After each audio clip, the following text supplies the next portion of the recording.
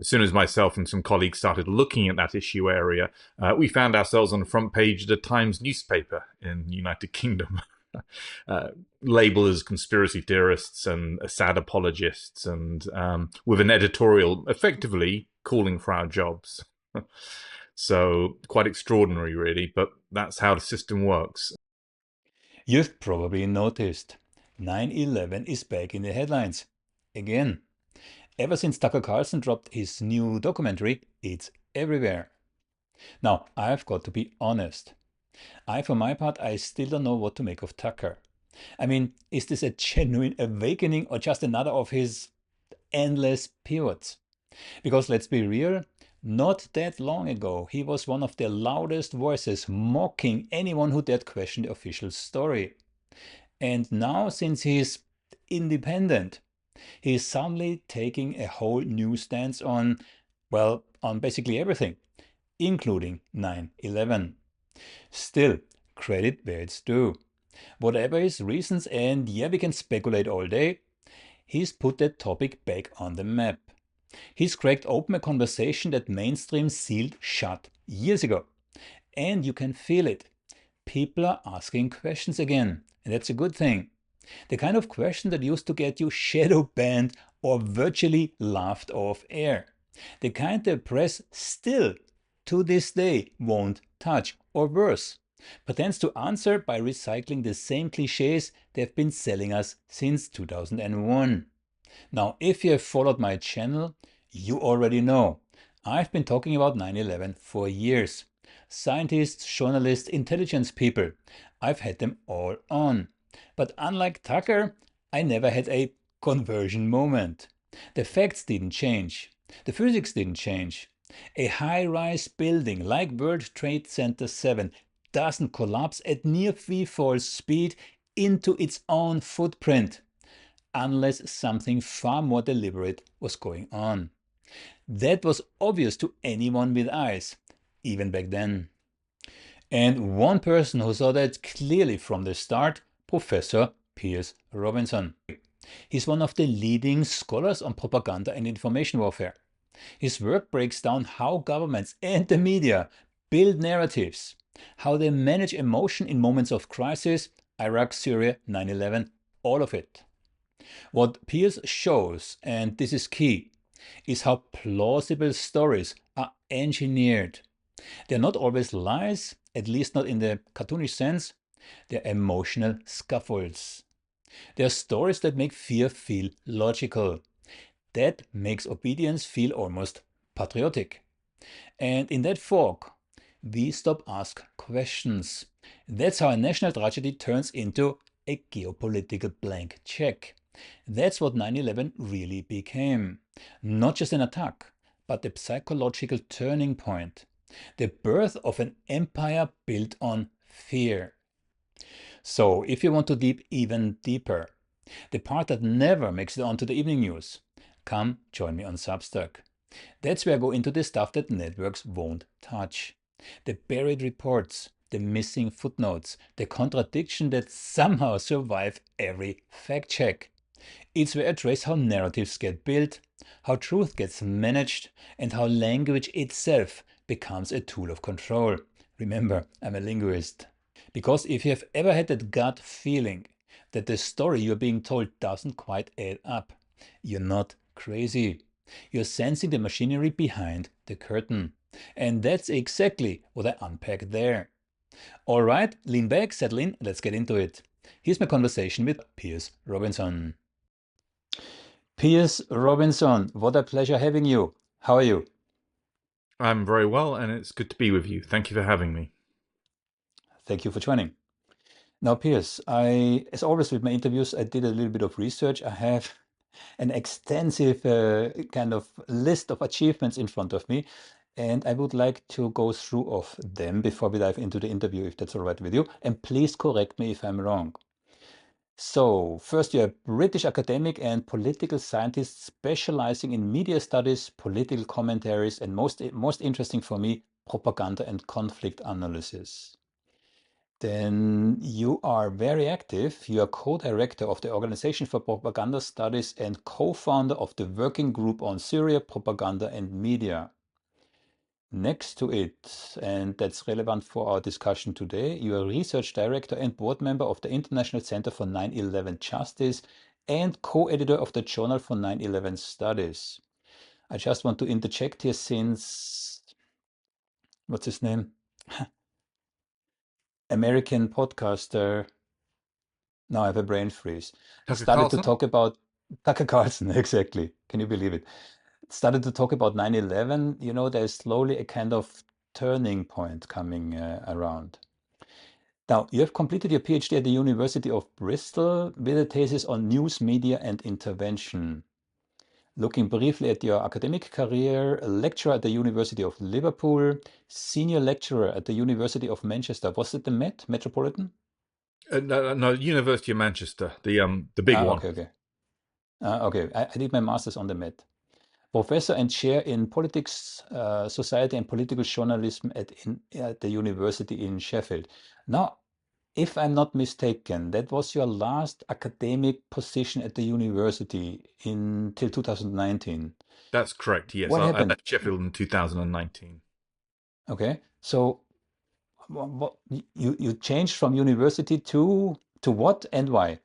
Well, my primary reason for leaving the mainstream university sector was in order to really develop and to be able to work in the areas that I felt in the long run, or even in the medium term, I really wouldn't be able to explore properly within a mainstream academic setting.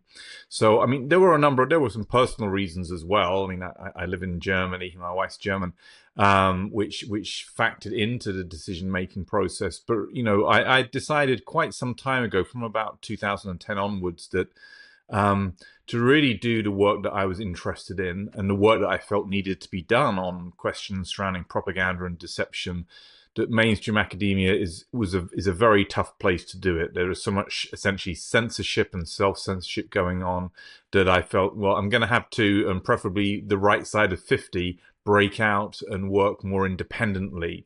And so that's why I left in 2019. And since then, I've been doing essentially that. I've been carrying on my academic work. I continue to publish in mainstream academic outlets, but also developing organizations and groups to help research areas which are too hot to touch for mainstream academia. And that's reflected in the organizations I'm involved with: International Center for 9/11 Justice, the work on Syria, Organization for Propaganda Studies that I set up with my colleagues, David Miller and Mark Crispin Miller, back in 2018.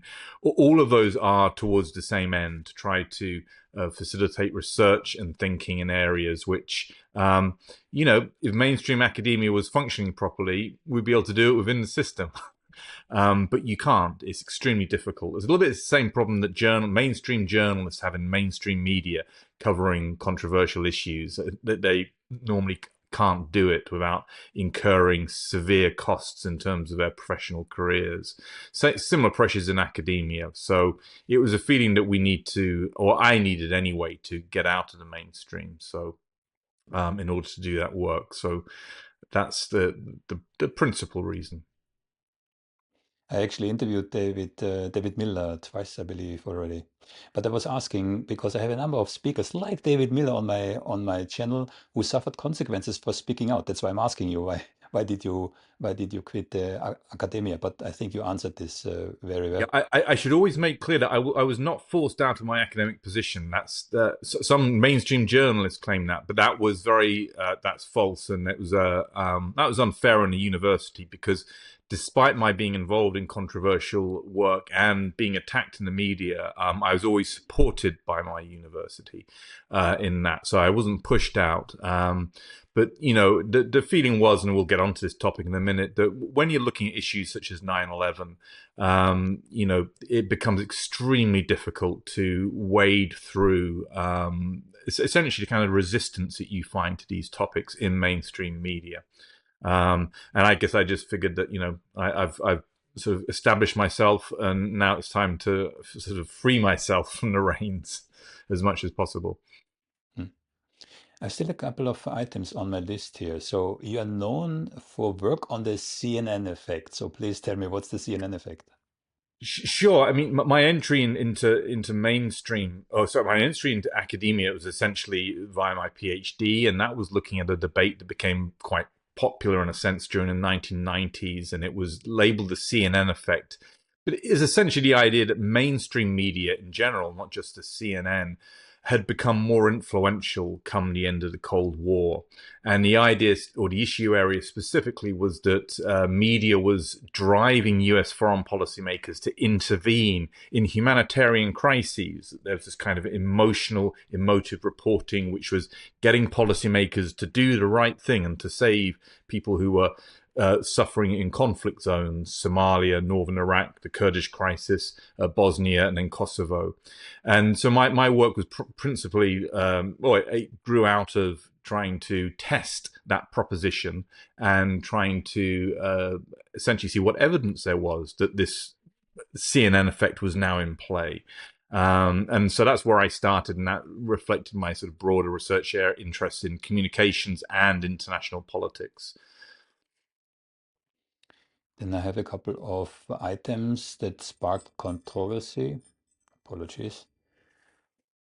Controversially disputes mainstream accounts on 9/11. Not surprisingly, this is what we're going to talk about today. And the Syrian chemical weapons use, including questioning OPCW and Syrian white helmets. White helmets would be an interesting topic for another conversation. Not surprisingly, then, of course, they say you criticize the UK media for reinforcing government narratives rather than challenging them on issues like Iraq. Also a very interesting topic.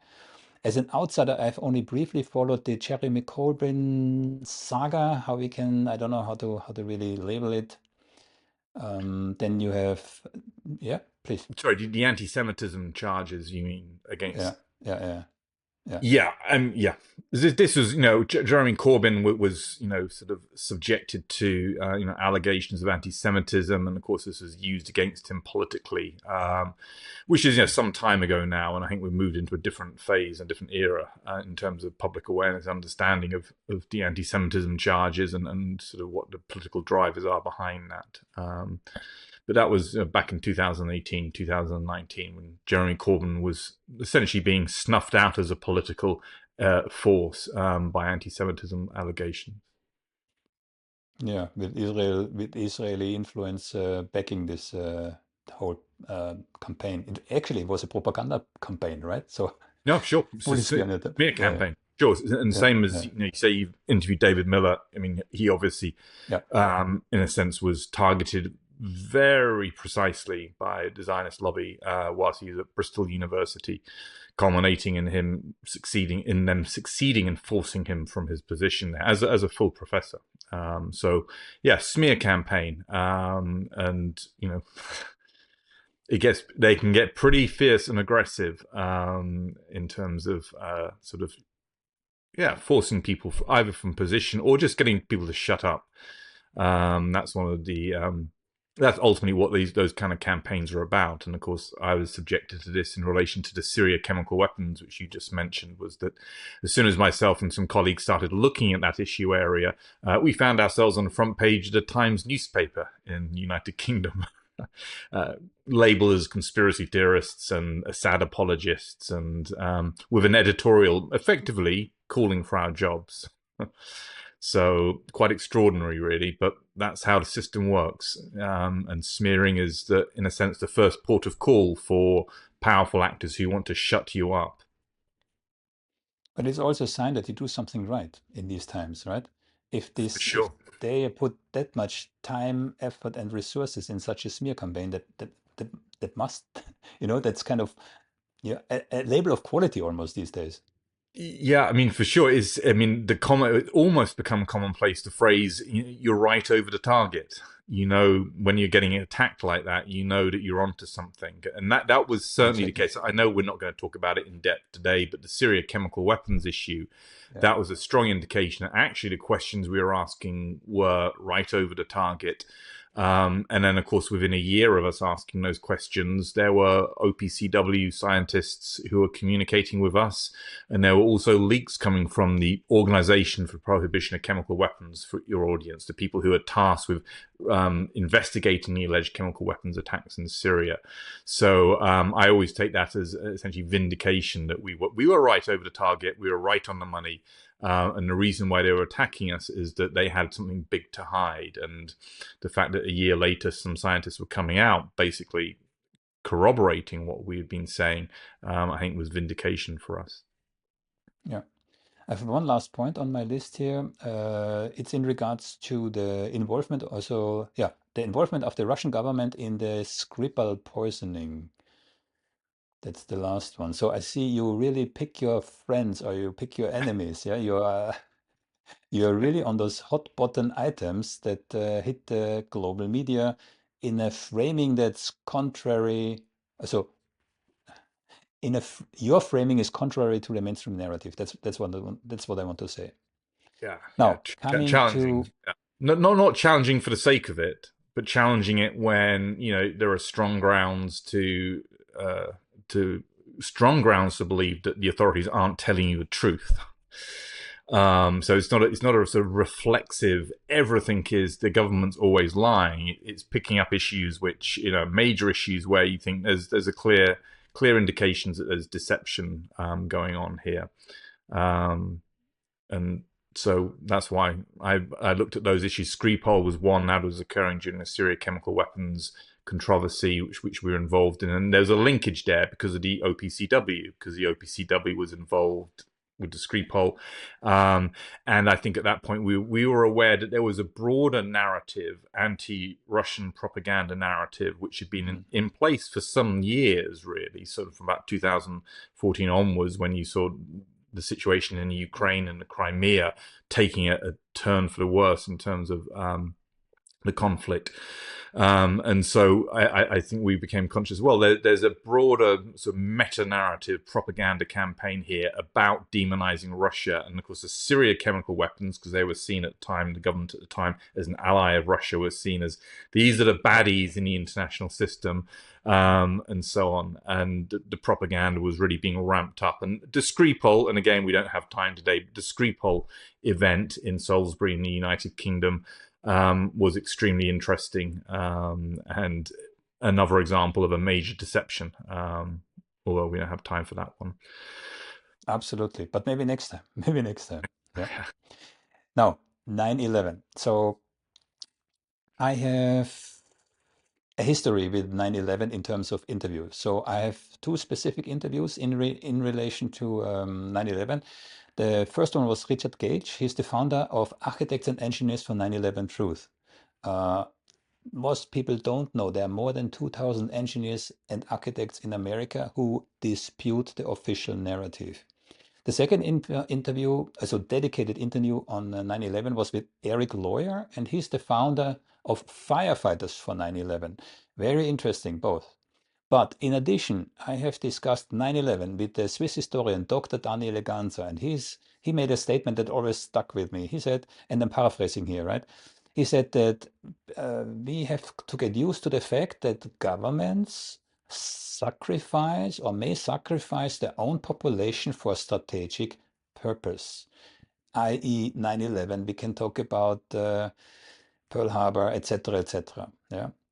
I have discussed this also with Colonel Larry Wilkerson, a very outspoken gentleman who told me in only half a joke that he sleeps with a gun under his pillow. He's living alone, but he's really, that was only half a joke. Yeah.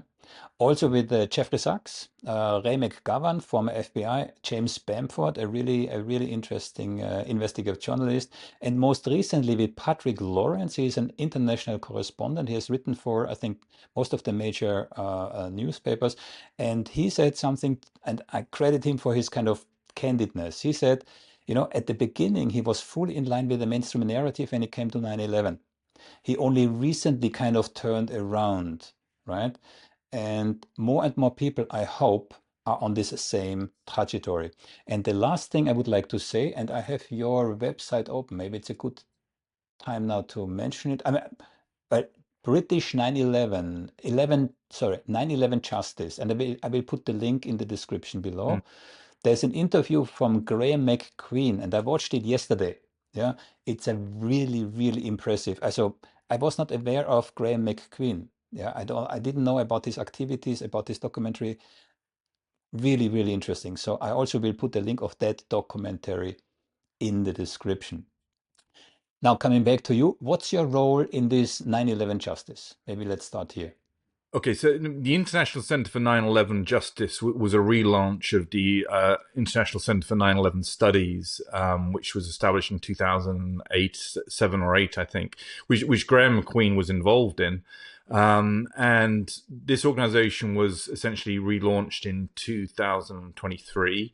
And the aim of it was to draw together the body of academic knowledge on 9/11. So, for example, the Journal for 9/11 Studies, which I co-edit with Kevin Ryan, to bring together the body of evidence which had been essentially drawn together and evaluated by the Toronto hearings and the 9/11 consensus panel.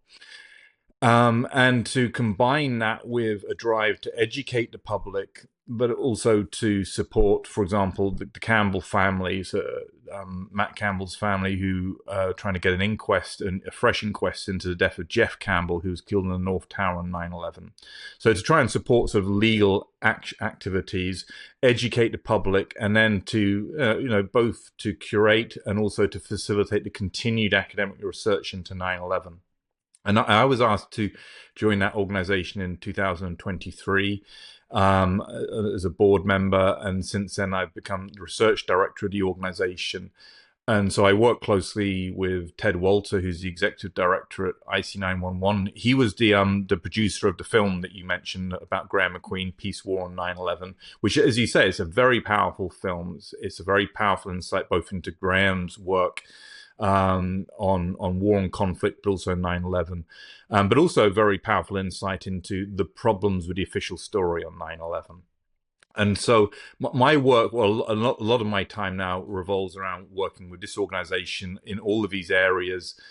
At the moment, obviously, as you hinted at the start when mention of Tucker Carlson, but also you mentioned about the turning of the tide. I mean, we've had a pretty significant year over the last 12 months, culminating in a major conference in Washington, D.C. around the anniversary this year. And at that, we had Senator Ron Johnson was present, Dennis Kucinich and Kurt Weldon, former congressman, were there talking.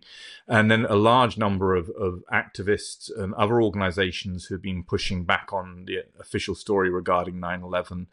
And, the hope with that is that, we are at a point now where there is opening in terms of wider public discussion over 9/11, the as it were, the boundaries of legitimate controversy, or the Overton window, as people often refer to it as, is now opening. The Tucker Carlson series is a good example of this, whereby, historically, he, of course, as a major US broadcaster, Fox News, was quite well known for attacking people who question the official story on 9/11. So he was very well known for attacking David Ray Griffin, one of the leading intellectuals who challenged the 9/11 official story. Essentially condemning people as conspiracy theorists or as unpatriotic or blasphemous, even, I think, if I'm correct, was something which Tucker Carlson mentioned. So he's had gone through quite a journey, and in recent years he's been opening up, and then we've had this series that he's produced where he is beginning to push back some of the boundaries on 9/11. And so, I'm working for IC 911 at a point where, we hope that all of these efforts to both research but also to educate are beginning to bear fruit, that, we're probably a long way off the kind of full inquiry and reckoning that we all want. But I think we've started on that road now. And so, my efforts with that organization, which do ultimately sort of fit within my broader framework, so have the Organization for Propaganda Studies, edit Propaganda in Focus. This is all about trying to understand how deception and propaganda essentially have corrupted our democracies, and are used in ways which are obviously nefarious, and ways which ultimately undermine our democracies. So, the 9/11 work fits within. I like to think, well, not like to think, I think is true. It fits within my area as a research academic. My area is on communications, propaganda, and war and conflict has been the main area that I've published on over the last 25 years. I think almost now I've been publishing in academic journals. So, it fits with that. And, 9/11 in that sense is one part of a much wider category of major deceptions conducted in order to start wars. Daniela Ganser, of course, you mentioned before, has spoken extensively about this and written about this. The kind of false flags, make it happen on purpose events, or let it happen on purpose, Pearl The Harbor. hook, yeah. We can go on The and hook, yeah. on, and so it's about trying to sort of there's a broader backdrop in terms of my efforts with IC 911, and it is really in a broader effort to try and help people understand how propaganda operates in Western liberal democracies, how big a problem it is, and hopefully use that knowledge to try to work our way towards a world where there is less of this going on. I published a number of articles on my Substack about propaganda or dealing with propaganda in certain specific contexts. And some of the feedback that I'm getting or comments that I'm getting, yeah, but in Russia it's so brilliant, and in China it's so brilliant. And then my counter argument is, well, in Russia and to some extent, and I'm not an expert on China, but in Russia at least the people know there is propaganda. Here in the West, we have this illusion, propaganda is only in Russia or in China or whatever, whilst actually it's the other way around. The propaganda that we are experiencing here or that we are subjected here to is way more sophisticated than in Russia or in China. Again, I'm not a China expert. Yeah. What's your stance? Yeah, I mean, this is, in the days when I used to regularly lecture in university and teach about propaganda, and I also do in public talks. One of the initial steps in helping people understand precisely the point you're making is to get them to understand the history of propaganda in Western liberal democracies. That, as you say, as you correctly point out, that the perception amongst our political elites, our professional classes, is that propaganda is something the Russians do or the Chinese do, and it doesn't happen around here. And of course, you go back to the 20th century and you look at the early theorists, Walter Lippmann, Edward Bernays, and they talk about propaganda. They talk about the importance of propaganda. Eddie Bernays talks about the intelligent manipulation of the mind. And these were all seen as necessary components of democracy, that you can't leave everything up to the people. They have to be led. Their opinions have to be shaped and manipulated. And so this was seen as a necessary part of democracy, and it was spoken openly about in the first part of the 20th century. And Edward Bernays famously rebranded propaganda as public relations.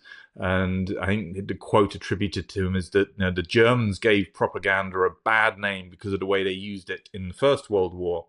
And so they had to rename these activities of manipulation, and public relations was thereby born. It was the Council for Public Relations, I think, that Eddie Bernays established in the 50s. And so you actually had, this is a rebranding exercise, it's a propaganda exercise in its own right. You call it something different. And since then, we've had what some people describe as a euphemism industry, strategic communication, political communication, all this panoply of terms that you see being used in order to describe propaganda. And essentially disguise from people what's really going on. And that's, one of the principal reasons why people in the West, have essentially had the wool pulled over their eyes. They don't realize it, that they think public relations, that sounds reasonably benign, or strategic communication and so on. And they don't realize that actually this is propaganda. There's actual manipulation going on. And so I think that's one of the big reasons why we have the problem that you set out, that a lot of people don't perceive this clearly. I would add to that, however, that in the last 5 years, especially going through the COVID event and so on, a lot more people have woken up to manipulation through propaganda. Many more people have woken up to the kind of perennial issue of mainstream media bias. This idea that our media is not this cantankerous, aggressive, challenging, questioning watchdog of power. That actually they are highly subservient and deferential to political power. Field of political communications, or at least a critical scholarship in political communication, which is essentially a subdiscipline I come from, this has been known for years that the media is extremely biased in Western liberal democracies and not functioning in the way that it should be. But this has now become much more widely known, and I think I'm only just estimating on what the kind of figures are, but if you looked at the Pew studies on U.S. public opinion towards mainstream media, the Pew studies, which is this assessment of attitudes towards the mainstream media, and you go back to the '60s, and you'll see that levels of high level of trust, about 70% of the U.S. public has got a high level of trust in the U.S. mainstream media. And that has just been a continual decline since the '70s. And now, I don't know what the exact figures are, but trust in mainstream media is at historically low levels. It's extremely low. And as we know, there's this diversification in the new media environment with independent media, alternative media. But for sure, the trust level is extremely low in relation to the mainstream media. And I think that is a clear, as it was, symptom of or result of people starting to realize that we're living in a world where I thought that I was getting more or less the truth from my mainstream media and from my political class, but actually no, that's not the case. We are being misled in very significant ways. And so there's a lot of awareness now about propaganda, and that problem that you identified that started this part of the discussion, I think it's still there. I think if you go and talk to a mainstream journalist or a mainstream politician, they get quite sort of annoyed if you talk about propaganda in Western liberal democracies. But outside of that bubble, a lot of people on the street are fully cognizant of the fact that there's a lot of propaganda and you can't trust the media. So times are changing, as we've just point about 9/11 beginning to open up. I think in terms of mainstream discussion, things are changing in very significant ways at the moment, and I hope they continue to. As a real coincidence, I published today in a couple of hours on Substack a 8,000-word article about this kind of media consolidation. I called it Americanization of the global news. And I took as a trigger for this article the Paramount Skydance merger from David Ellison, who is the son of Oracle founder Larry Ellison. So you have on one side the father with his data centers, where the Pentagon is one of his biggest contractors. And now you have the son ruling a vast media empire, not only news, but also entertainment. So they have a stranglehold, not only on, I forgot to mention, so Oracle now is in this conglomerate of companies that own the 170 million TikTok users' behavioral data. Yeah, and they're coincidentally in the same servers as the Pentagon, right? And then, so you have the behavioral data of 170 million Americans, and then you have the outside infrastructure on the media in order to kind of, how shall I say this politely, manipulate, guide their behavior. Yeah, it's really extraordinary if you think about this. And this is a global trend because now we have what, 3, 4 global companies, there's a media conglomerates who own basically the media. But where I want to go with this is cognitive warfare, Piers. I'm sure you're aware. Cognitive warfare? Mm-hmm. NATO's cognitive warfare program. So very briefly, because I just opened it, I had a presentation in Cork 10 days ago, 2 weeks ago. And one of the items that I presented about was NATO's cognitive warfare program. And now I have a couple of quotes from the original document, right? So the human mind, so first of all, NATO's cognitive warfare program has the own population as its target, and more specifically, the brains of their own NATO population as their target. And here a couple of quotes. The human mind is now being considered a new domain of war. Again, this is from the original document. Everyone contributes to cognitive warfare, and it provides invaluable knowledge on societies, especially open societies, such as those in the West. This knowledge can be easily weaponized. Next, the goal is not to attack what people, the goal is not to attack what individuals think, but rather the way how they think about it. Cognitive warfare is potentially endless, since there can be no peace treaty or surrender for this type of conflict. The exploitation of the human cognition has become a massive industry. I fully agree. Huh? And it is expected to emerge. It is expected to emerging artificial intelligence tools will soon provide propagandists radically enhanced capabilities to manipulate human minds and change human behavior. These are just a couple of the excerpts that are from the original document. So we can see what these guys are aiming for in the future. So this Yeah. is pretty scary. Yeah, this is serious stuff. I mean, I don't mean to, as much as I talk about how people are waking up and independent media, for sure, powerful actors, elite groups are working extremely hard in order to maintain their control. I mean, in a way, what you're describing there, the NATO cognitive warfare, in a way, this is old wine in new bottles. This is what propaganda was always about, which is why it's always a good idea. Somebody's just asked me, go back to Eddie Benet's Propaganda, his book, because all of the rationale in here that this is people's minds are there, that we have to manipulate, we have to control, and so on, has been there for a very long time, and now, in a sense, they're having to work, I think, harder and harder to try and maintain their control over as much of the population as they possibly can. AI, yep, all of these techniques, we're going to have to see how they start to employ them, and the concentration of ownership, which you just flagged up there. Yep, this is, globally, gives them an enormous potential advantage over independent media and over sort of broader, I guess, political movements in the West, which are trying to break through the power structures that we've had in place for so long.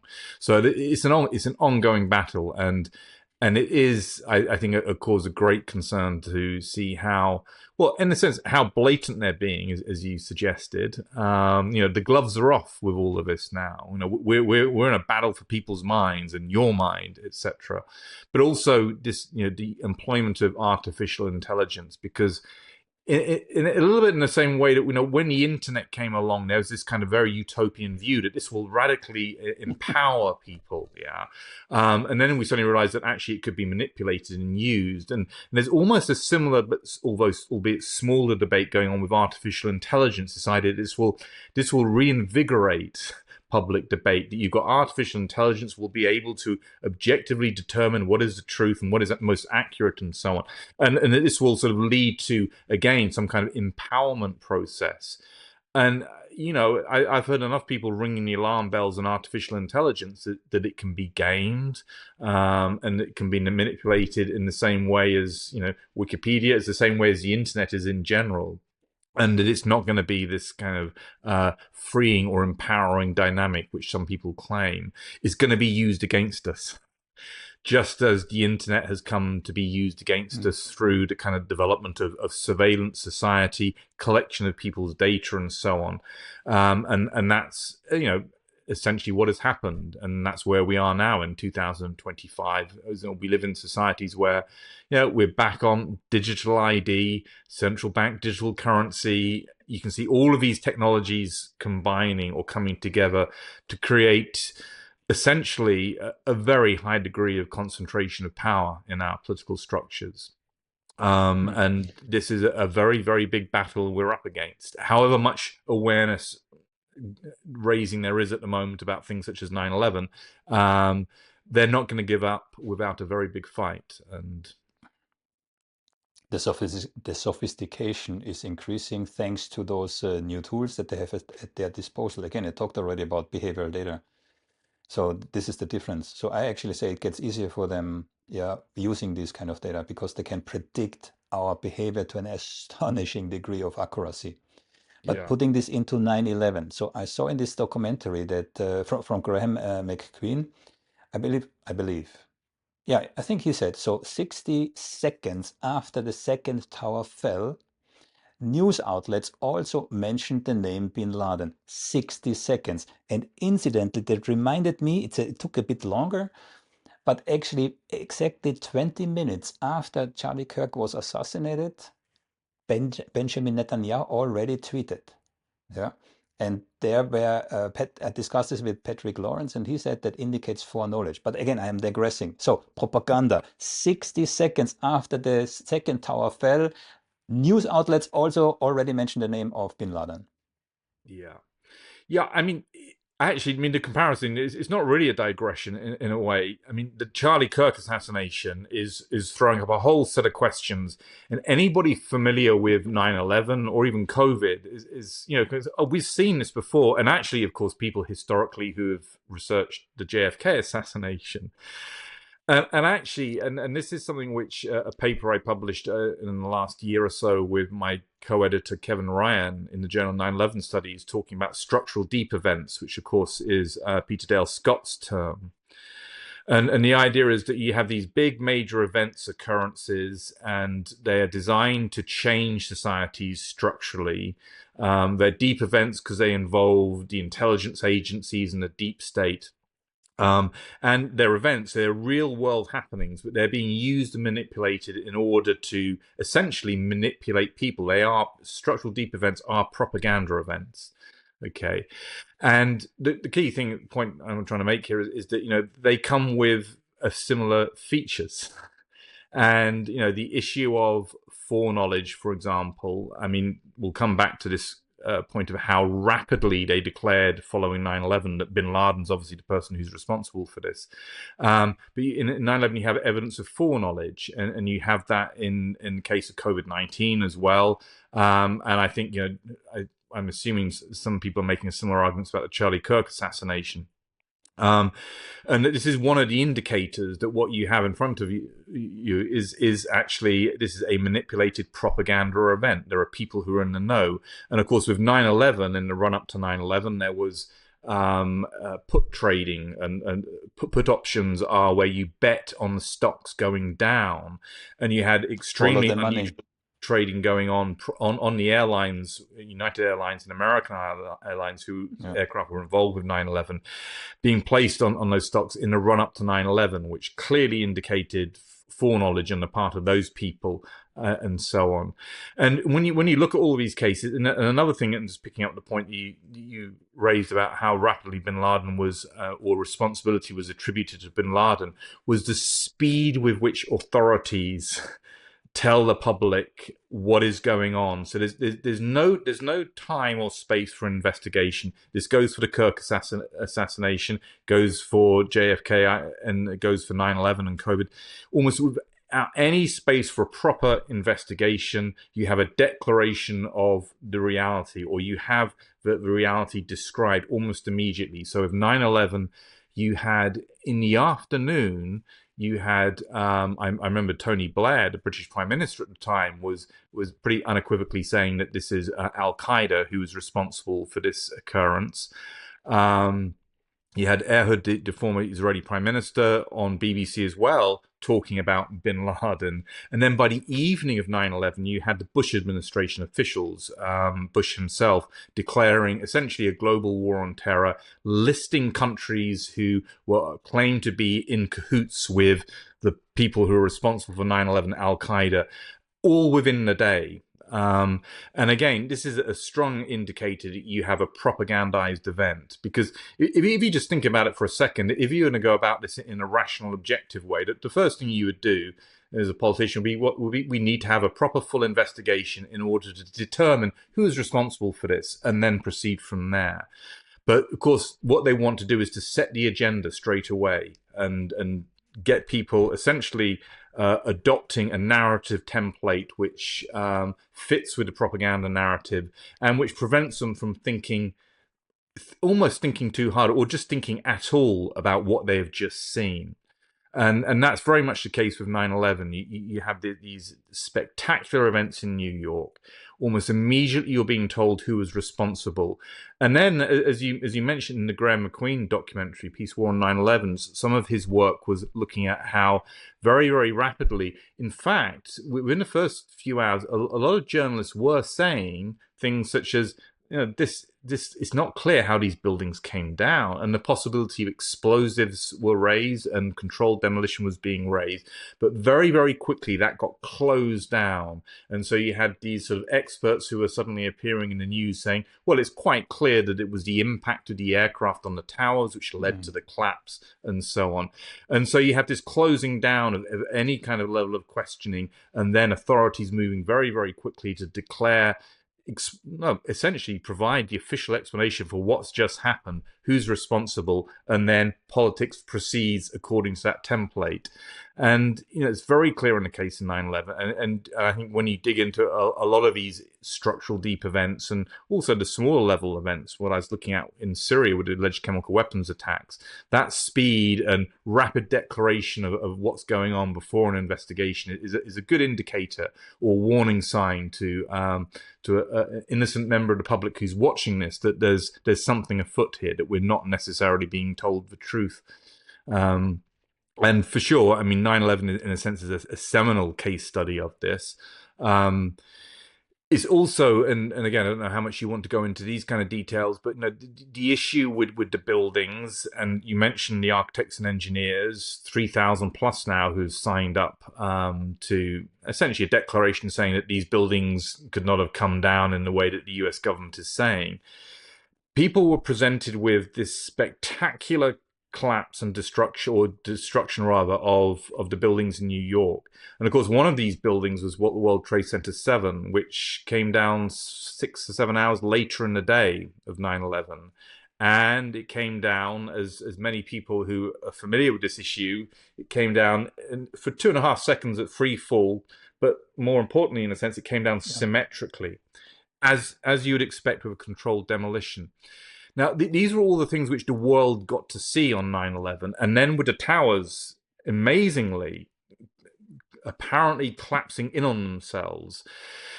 So this is something which has to be explained, because actually, when you think about it, it doesn't really make sense. WTC-7 certainly looks like a controlled demolition to anybody who's simply looking at it.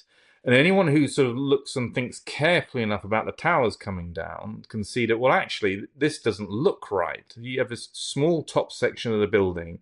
It's powering its way through without any apparent resistance. The lower sections of the building, which are all intact, it's billowing outwards, mushrooming outwards, and so on. It doesn't look like a gravitational collapse. It looks as though the building is being blown up. And of course, there are blasts you can see below the collapse line as the tower's coming down.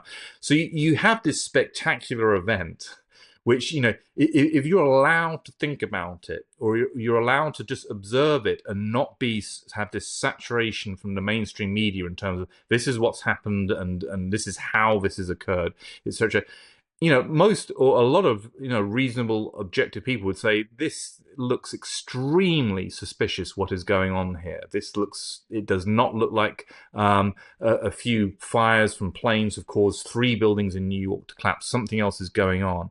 But they had to close that down, and they closed it down with this tsunami of media narrative. Pushing on the public what had happened and who was responsible extremely quickly, before people almost had time to think, to get over the shock of what they were seeing. And I think in some ways that's a very important starting point, both for people today who are just beginning to look at the issue of 9/11, for example, Tucker Carlson in his series. And of course, also historically for the 9/11 truth movement, if you want to call it that, the buildings in New York, and particularly Building 7, WTC-7, were key starting points, because this was the most obvious anomaly at the time. This doesn't make sense.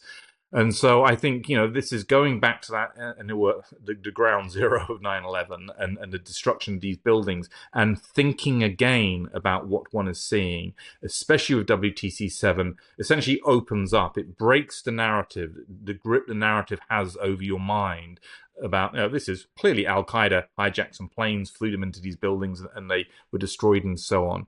And that, in a sense, is it's the emperor's clothing almost. You call out these buildings are being brought down deliberately, and you can show it very clearly, especially with WTC7, but also the Twin Towers, WTC1 and 2.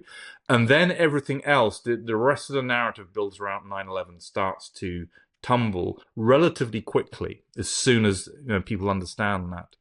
And so, historically for the 9/11 truth movement, this has been an important starting point. And I think for people today and people in your audience who have not really grappled with these issues, I think that the building's destruction in WTC7 is a very good starting point to begin the process of thinking again about what we've been told regarding 9/11. World Trade Center 7 is definitely the Achilles heel of the whole 9/11 narrative. I read a study that, and I forgot now the exact numbers, but more than 80 something, 87 whatever % of Americans do not know that a third building that was not hit by an airplane collapsed that day in New York. And when I speak, I build this in sometimes, I ask the audience, and I think it's even less. Sometimes I have one person in the whole audience knowing the fact that World Trade Center 7 collapsed. In this context, I always like to mention Professor Tulsi from the Alaska University, who studied this whole thing for 7 years. And I think he said that any of his sophomores with a stopwatch could prove that World Trade Center 7 can't have come down on an office fire, because exactly as you said, because there was an element, not completely, but there was an element of free fall in this symmetrical collapse, which, according to the official report, was caused by one of those, what is almost 90 columns, has weakened. Yeah, but more interesting, and coming back to you with the question, yeah, more interesting is how how the whole propaganda machine kind of erased World Trade Center 7 even from the first official report. It wasn't even mentioned. It was mentioned the first time, 7 years later. So what do these kind of things tell us about manipulating public opinion? Well, I think, and in part, I mean, I can talk about this in terms of sort of my own journey, but my own research background looking at the media. And of course, I mean, historically, I've looked at the question of media bias as part of academic work, looking at foreign policy, and we knew the media is biased and so on. I think what 9/11 and what you see with 9/11 in terms of, and when you think about it, if you go back to the JFK assassination, and you think, and I'm just accepting that it's reasonably well established now that JFK was assassinated by the CIA and probably a number of other elements involved in that, and possibly external actors as well. But you have the assassination occurring, and you realize quite what they're getting away with there. They're getting away with the murder in broad daylight of a very popular U.S. president while sitting in a car sitting next to his wife, and they get away with that. They get away with the Wonder Bullet. The Wonder Bullet. With How many times? with the magic bullet and so on. Sorry, the magic bullet. Yes. And so what 9/11 tells you, and again, and this is what I was trying to emphasize with the building destruction, is that when you look at this, especially WTC7, this doesn't look like what the authorities are telling you. It shows you how far the mainstream media is actually co-opted by political power. And so, when I started studying, I think that the working assumption was that it's pretty corrupted, but not all the way, that there is a degree of autonomy there and so on. But what I think that 9/11 shows you, and what they got away with, is that actually the level of co-optational control over the media is extremely high. It's higher than even a lot of critical academics such as Noam Chomsky, for example, who of course authored Manufacturing Consent with Edward Bernays, because he never questioned the 9/11, and I think one of his arguments is that they wouldn't be able to get away with that the deep state isn't organized enough to get away with something such as 9/11, and also linked with that is the idea that, well, the mainstream media would probably call out a crime of that kind of scale.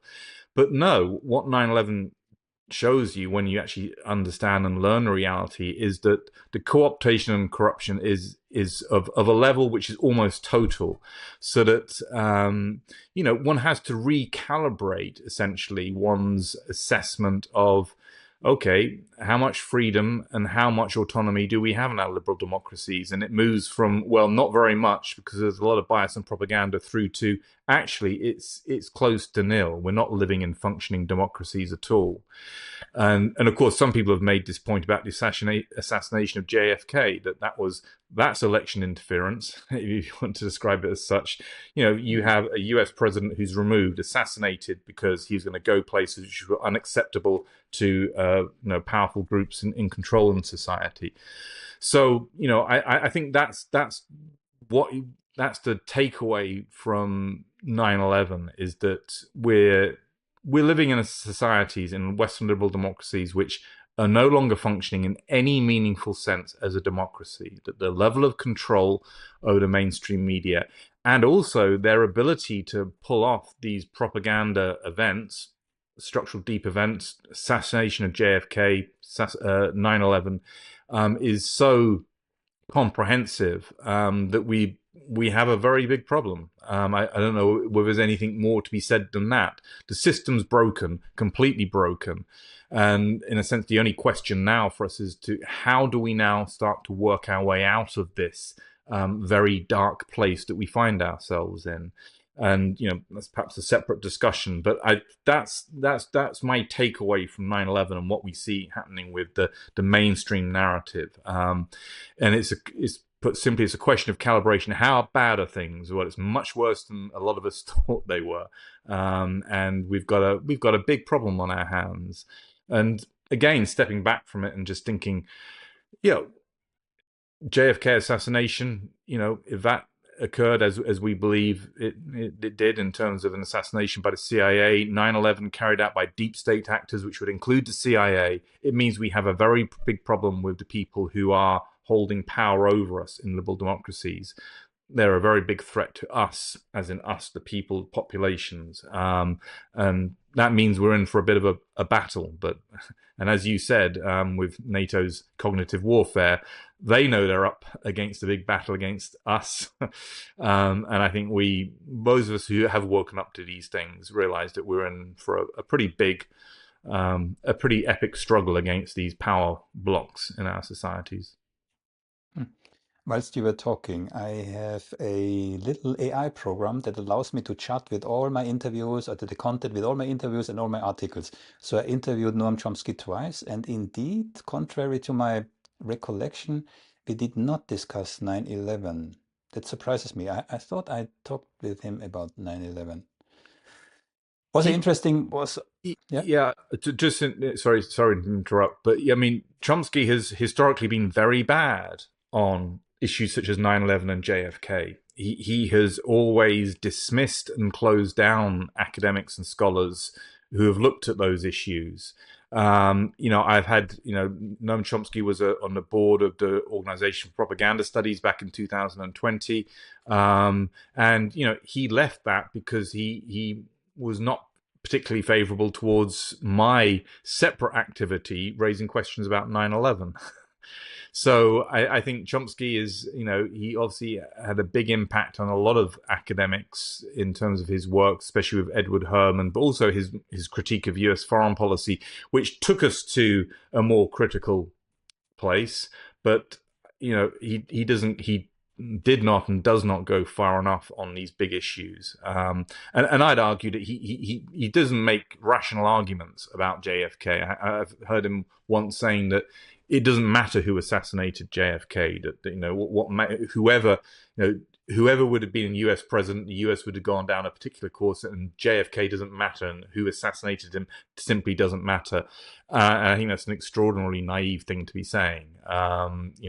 Clearly it does matter who assassinated JFK. So, he for whatever reason, and there's plenty of theories out there about why he doesn't go into these territories, but he certainly does stop short of raising what I would argue are the key questions regarding events such as 9/11, JFK, and so on. If we remain, and I'm outside of the script here, if we remain for a moment by John F. Kennedy, I kind of researched something in regards to Israel becoming a nuclear power. Now, there is a academic research done, and I'm a linguist. Yeah, my thesis is on linguistic deception markers in high-stakes business negotiations. So I know that I'm aware there's a study that investigated the linguistic dominance markers between President Nixon and his chief of staff whilst they were embroiled in the Watergate scandal. So at the beginning, the dominance markers were clearly on Nixon's side. But the further he went down into this rabbit hole of the Watergate scandal, these dominance markers, the linguistic dominance markers, changed. Now, there is publicly available communication between John F. Kennedy and Ben-Gurion at the time prior to his assassination, of course, but it was specifically in regards to the Dimona nuclear reactor. Now, Kennedy was adamant in trying to prevent Israel to becoming a nuclear power because he thought, first of all, it will proliferate and the whole Middle East will be disrupted.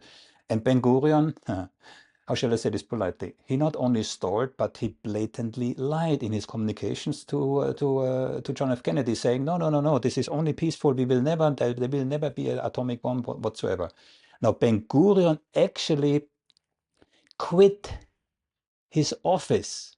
Yeah, he resigned as Prime Minister of Israel in order to prevent hitting a deadline set by John F. Kennedy, right?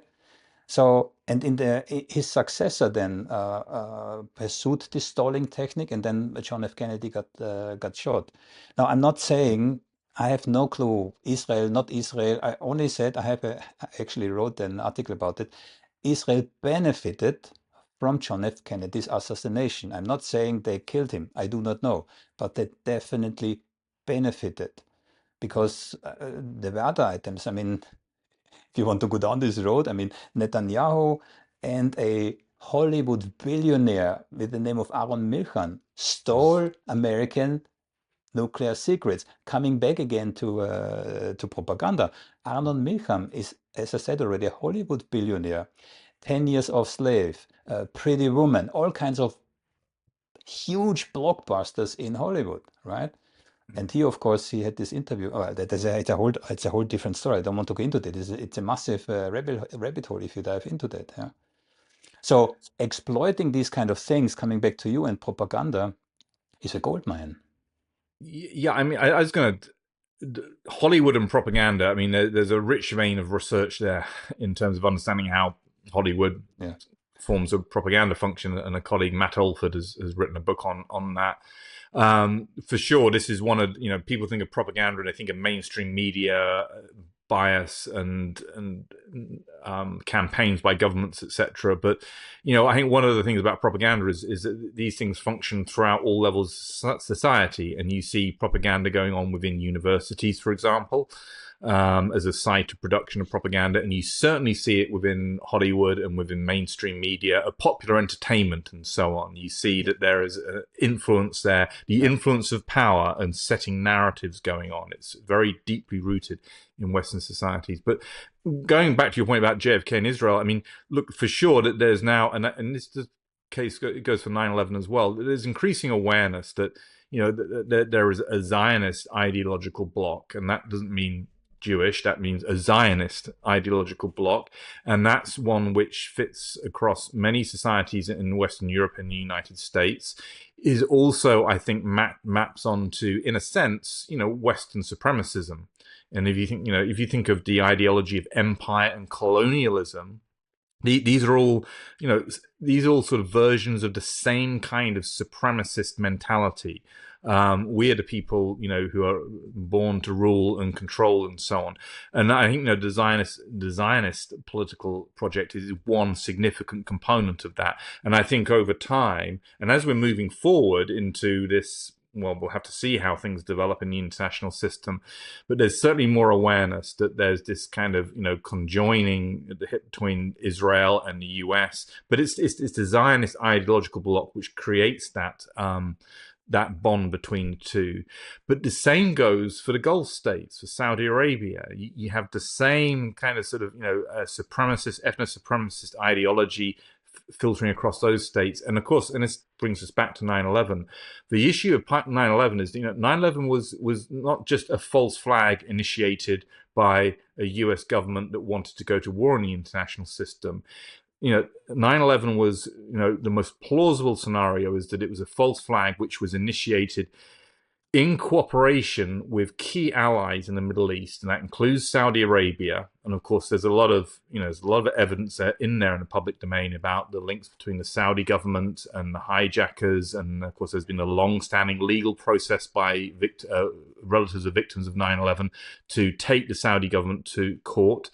There's, of course, always been this talk about Israeli connection with 9/11, so that the issue of the dancing Israelis who were arrested celebrating the attacks and so on.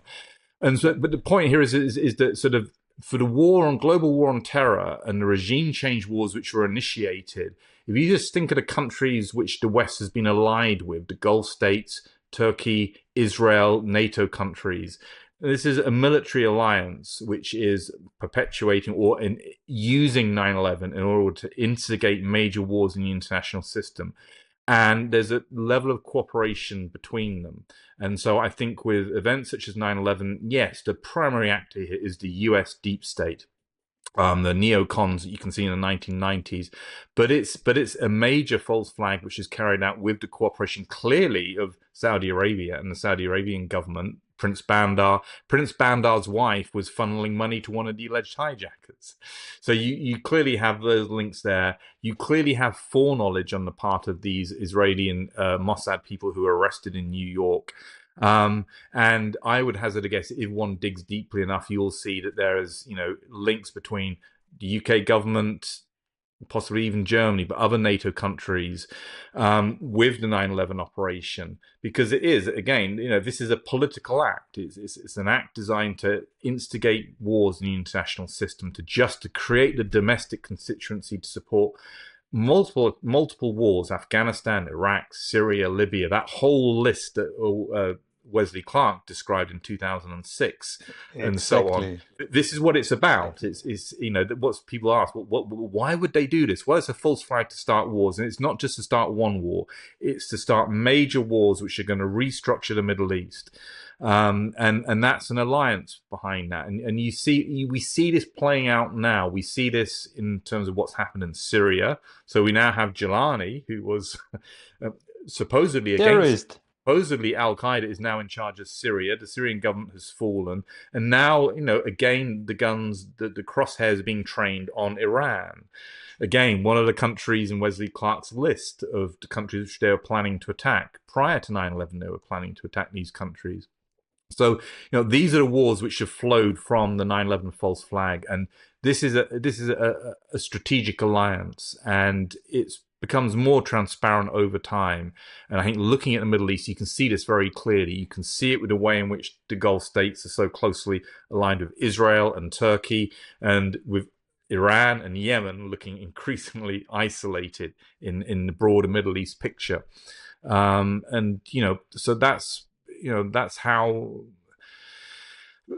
that's why you need to understand 9/11 not just simply as a US-centered thing. This is about a strategic alliance between major actors. There's probably some I've missed in that list, but they're all going to have varying degrees of knowledge of but also more direct involvement. I think certainly Saudi Arabia has got a direct involvement in 9/11, in terms of the hijackers. The alleged hijackers were all Saudi and so on. And of course, their visas were granted through the embassy in Saudi Arabia and so on, under the auspices of the CIA, were issuing the visas for them to go into the US, as Tucker Carlson's Part 1 documents quite well.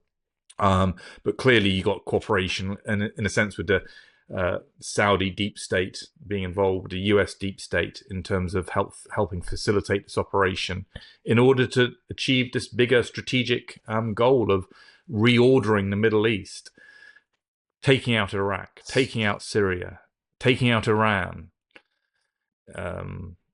7 countries in 5 years. That's what Wesley Clark said in, what was it, 1990 something. Yeah. Yep, So and since then, others have come out and said that there was, prior to 9/11, similar set of plans.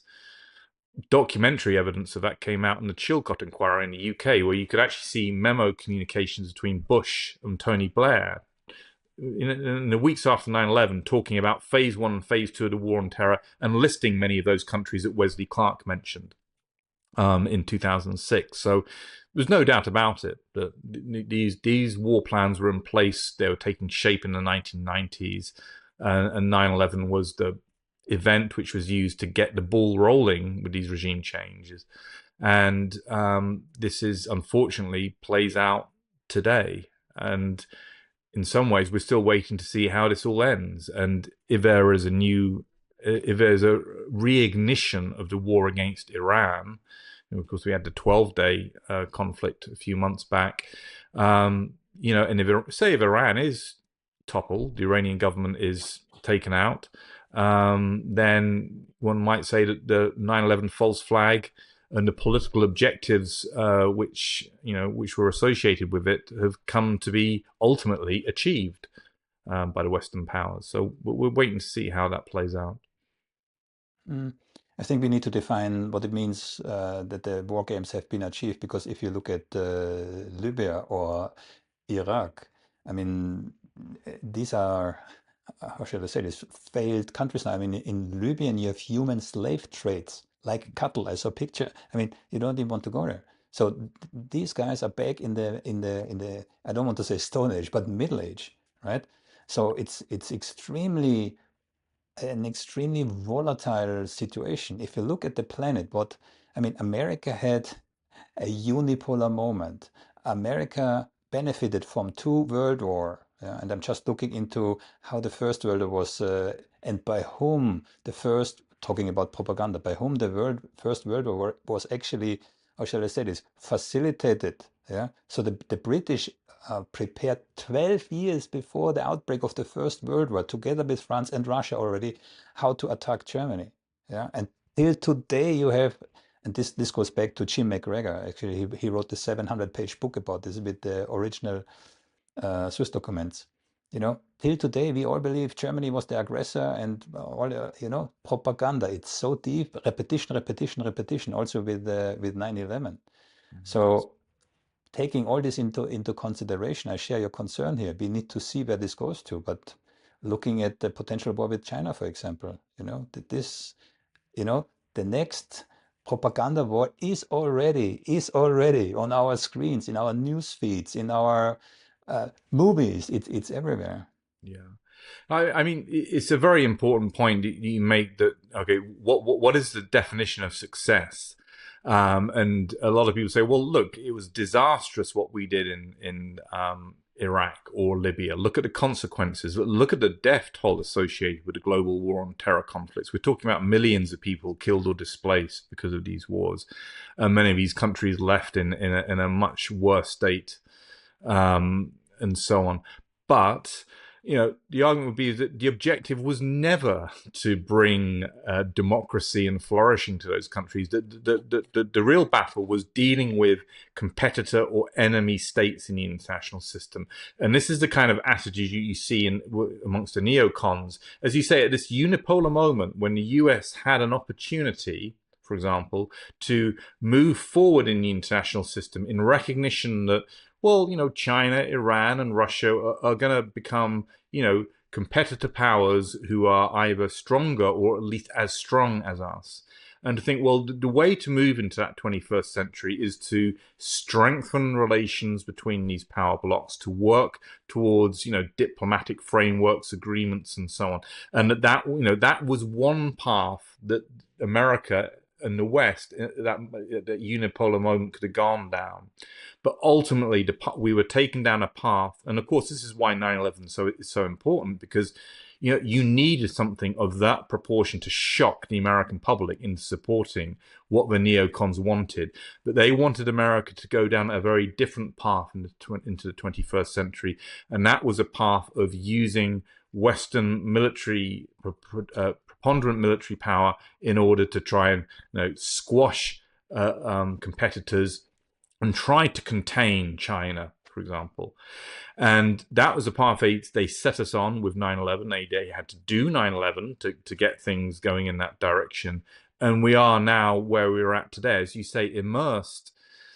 Again, for all the kind of positives we were talking about at the beginning of this interview, we are still immersed in propaganda which is talking about war with Russia. And of course, we see that very clearly in Germany at the moment and across a lot of Europe, but also more long term, as the late John Pilger pointed out, or not even long term, medium term, China.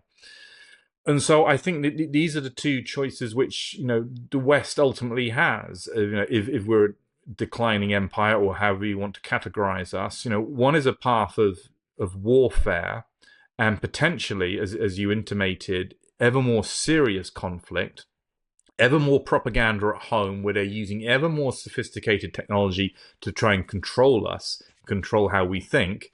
And if they still can't control us, just putting us in jail for disinformational hate speech, and so on. And then, going down that road is potentially, obviously, into conflict with China, Russia. These are conflicts which could be catastrophic for the world. So we're being pushed there, and what we're not seeing enough of at the moment is this, the road that was not taken, this option of, okay, can we start to recalibrate our self-perception of who we are in the international system, that we are no longer dominant, that it's probably not even morally correct that we ever held that dominance. But anyway, we're not dominant anymore. So we now need to work towards, adopting a very different stance and mentality towards the rest of the world, less supremacism, and so on, more negotiation, more diplomacy. And that's what we have to push towards, if we're going to avoid, where are we now? We're a quarter of the way into the 21st century. And this can all keep on going until the next century turns. I mean, keep on going in terms of wars, continuing conflict. But, part of me also thinks that the West is energy-wise, and even within its populations, however propagandized they are, that there isn't the capacity really to pursue that for any great length of time. That part of me thinks that we are in this, okay, it's now just time to wake up and smell the coffee and change course. The world has changed. Others, I was reading some interesting material today suggesting that, maybe the Western Empire actually isn't as weak as some of us think it is. And maybe there is simply, as you are suggesting with, NATO's cognitive warfare, maybe there's now essentially a doubling down and a reformulation of strategy into this kind of realm of, fifth generation warfare, cognitive warfare, and so on, but also use of force, which is going to save Western dominance into the 21st century. And so, I'm guessing that probably a lot of people in NATO and a lot of people in the political classes are probably soaking that up and thinking, yeah, we can still come out on top within the next 50 years. I suspect that's, a fool's errand, and also extremely dangerous, and also ethically not the right course to choose. I think, morally, ethically, I think, it's better to have a world where there is a level of, peace and cooperation between states, major powers, than one where we are continually on the cusp of major conflict. They will double down, for sure. But you just said something really important. They will throw us all in jail. Now, last week I published something about NSPM 7, National Security Presidential Memorandum number 7. It's pretty recent. It's signed by Donald Trump, and it allows him to throw people so virtually in jail for what they believe, not because they committed a crime, not because hate speech, whatever, but because of what they believe. Labeling original political views as indicators of terrorism. So what this bulletin does, it equates political views as indicators of terrorism. I have not heard anyone yet really speaking about this memorandum, National Security Presidential Memorandum 7. I invite anyone to look it up on the internet.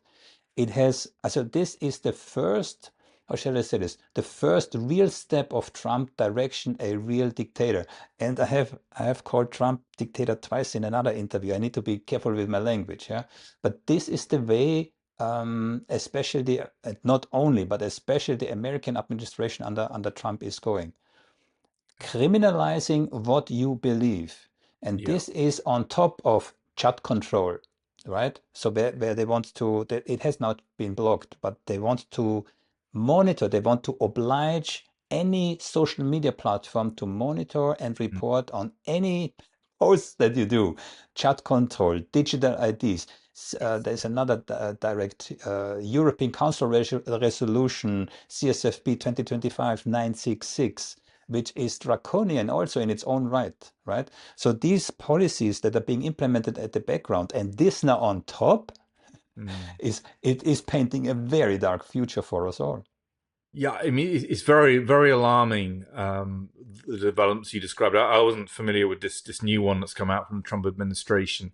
In a sense, they've been playing this game for a while. Of course, they were talking about extremists and associating extremism with terrorism, and you saw these kind of battles or policy initiatives, between 2010 and 2020, where they were trying to develop frameworks for essentially criminalizing what they were calling extremism, and other people were saying, well, that's just my political view and so on. I'm not threatening to harm anybody, but sort of, essentially blending that with notions of terrorism, as a way of trying to get control on people, criminalizing, making it a thought crime. Obviously, they're working very hard at all of this. I mean, we've had all of the debate following COVID-19 with the disinformation sort of narrative, the obsession which actually many of my former colleagues in mainstream media have about disinformation. How do we control disinformation in democracies and so on? And that's become, with the Digital Services Act in Europe, essentially a new form of censorship or censorship regimes. Fact checking is all part of that. I'm trying to think of the term that I think US Fact journalists checking, fact quotation checking. marks, fact checking, yeah, it's a new tool. I think it was it Schellenberger and Matt Taibbi talked about the censorship industrial complex. It's not just a military industrial complex. We got the censorship industrial complex, which again is the new forms of cognitive warfare propaganda. What all of that is showing us, and again, this does go hand in hand, and I know in the UK, a lot of people have been arrested for tweets, for example. This has been happening in Germany as well. So you issue a tweet, you offend a politician and so on, and you can find yourself on the wrong side of the law. This is an indication, I'd argue, of them feeling not on the run, but certainly under pressure from changing public awareness about, again, back to 9/11, JFK, all of these big structural deep events, and COVID included in this. People have become extremely aware of, the reality of the world we live in. That point I made early, that sort of actually the problem's much worse than we thought it was. We're in a completely broken system. And so they're aware that many people are arriving at that point. And from the point of view of authorities, this is, well, okay, at what point are enough people going to wake up to this? And at what point are they going to become sufficiently organized that you're going to have effectively a form of revolution going on? And so that's what they're trying to stop. And they're having to become increasingly extreme and coercive in order to try to manage that. And I suspect that is what's behind what you just described, what the Trump administration is coming out with. And it's what you see across all of these kind of these censorship approaches to social media. they're going to try it, and as you said, they're going to double down, and they've probably got a whole set of tricks up their sleeves which we don't know about. That's one of the challenges of studying propaganda, is that you don't know what they've come up with. They're going to try all of those things. What I would say is that there is a point at which, especially with their manipulation of the internet and digital communications, there's a point at which if they push too hard on this, people will start to step out of that. And so what I'm suggesting is that, how far can they go with these censorship regimes? Now, they can start sort of threatening, locking a small number of people up and so on. But if you then go to a point where you're controlling what people are doing, and you've overstepped the mark, as it were, then I think you potentially see people just backing out of this technology. And a good example here, of course, is central bank digital currency and digital currencies. That can they actually get away with that, or is there going to be enough people who will still insist on, I want money, I want physical money, and so on? I wouldn't be surprised if there would be a big enough pushback against that stops them from being able to realize that particular development, which of course gives them immense amount of power and control over people. And the same goes for the control and censorship of speech online that you've just been speaking about. Is you reach a point where people are just getting thrown into jail or arrested for what they're saying on Twitter. People are going to start to go to more traditional forms of communication. They're going to start printing and distributing leaflets, and you already see this. I mean, for example, in the UK Column is one of the big independent alternative media outlets, and they've started a hard copy newspaper. And so, we can go to those technologies where their control that they have within the digital realm is potentially very extensive, as you said, especially with AI. But if we move into that world where they've got total control there, people will just escape into hard copy or physical forms of money, for example, if you're talking about that issue. So there's only so far they can push these things, I think. And they're probably very conscious of that. So I guess, what is the learning point from all of that? Not to in any way play down the threats that are posed to us by authorities using these technologies, but just to remember that, there's always space for resistance, and if necessary, and maybe this is something that we as people who are pushing back against a broken political system will have to do, is to think, well, maybe we do need to go back into hard copy, distributing leaflets, face-to-face meetings locally. That kind of component is extremely important part of building political movements and political activism. And you're right, they can control that, but that becomes an even bigger task if they're going to try and stop people, for example, meeting in public spaces, or trying to stop people distributing leaflets. They don't have total control. So that's kind of my sense on where things might develop if they just continue to become more and more coercive and aggressive in terms of how they're sort of managing the digital spaces. And last point in regards to CBDCs, so central bank digital currencies. There were already test trials in some countries, and we know that people rejected it. So my prediction is that there will be a shock that scares people into accepting this. And it was Christine Lagarde. I just saw an interview like 2 days ago where she predicted, or where she announced actually, that they're going full speed ahead with those with the implementation of CBDs. All countries are doing this as fast as possible. So how do you get acceptance? Now, we all know that the international monetary system, hangs on not even on a hair, on a nano string or whatever. Yeah, it's that fragile. With Sure. Let's not go into, but imagine suddenly your bank account, your savings, whatever, evaporates, and they give you one alternative, CBDCs. Now, what are you gonna do? Yeah, so that's my prediction. Yeah, Okay. a structural deep event. They'll instigate an event in Yeah. order to push people through, for sure. And I guess this is, again, one of the arguments we make about 9/11 and the importance of understanding 9/11, but also understanding 9/11 as part of this broader category of structural deep events, is that this is how power operates in our societies. It's through propaganda and deception, the creation of these events, co-optation of the mainstream media. And the more we understand A, the reality of what happened during these events, such as 9/11 or JFK, and B, how this operates and how you can start to see, when, and you mentioned Charlie Kirk, when something has all the hallmarks of a propaganda event, a deception event designed to manipulate us. The more people know about that, the more chance we have of actually resisting and pushing back against whatever next structural deep event they roll out. Could be something to do with central bank digital currency, could be something to do with war of Russia or China. But the more we know and the more people that know about these things, I think potentially the stronger we are in being able to resist that.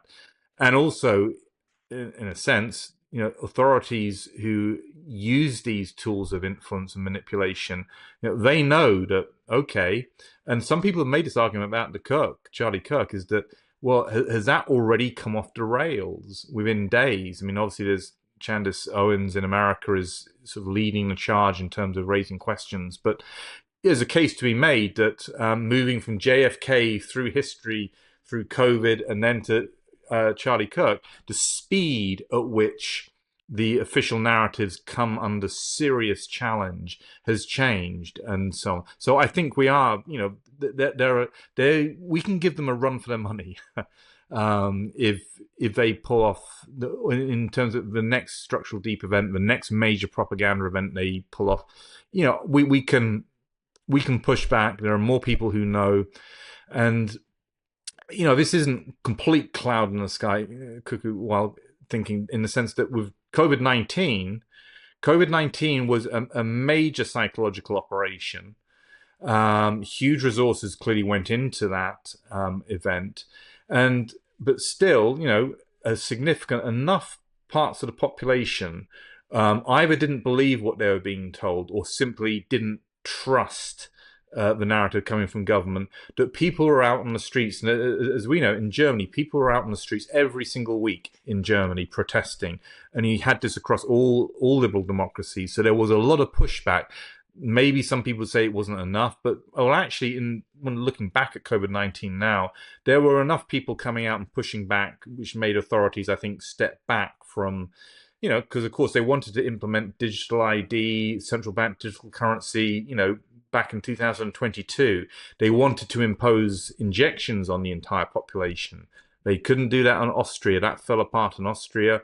They tried to get it through the Bundestag in Germany. Of course, Lauterbach tried to get the mandating of the injection, didn't succeed in doing that. So, I think, the amount of pushback we had with COVID is at least a taste of what we, as in the people, can do in terms of pushing back against these large-scale propaganda events. So we should try and take from that and learn from it and see if we can be better organized, or even better organized next time one of these things comes along, in the hope that we're not all doomed, that this is a futile exercise. But then, even if it is, it's still worth dying trying, so to speak. Very wise concluding remarks, Piers. Before we finish off, is there any topic that's close to your heart that we did not scratch on?